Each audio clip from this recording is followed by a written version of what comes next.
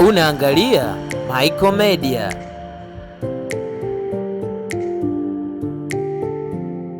Watazamaji wa Michael Media, tupo na mwigizaji katika ile idadi ya watu watano.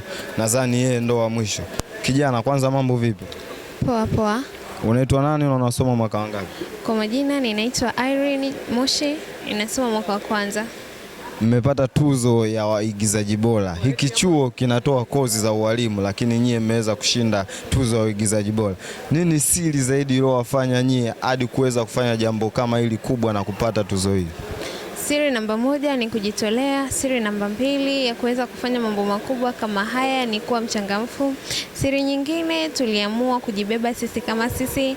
Jambo lingine ambalo tulilifanya sisi kama group la actors au Kenny Group Films, tulifanya mambo mengi ikiwepo shirikiano, tulitengeneza contact pamoja, tulishauriana wapi pazuri wapi pabaya.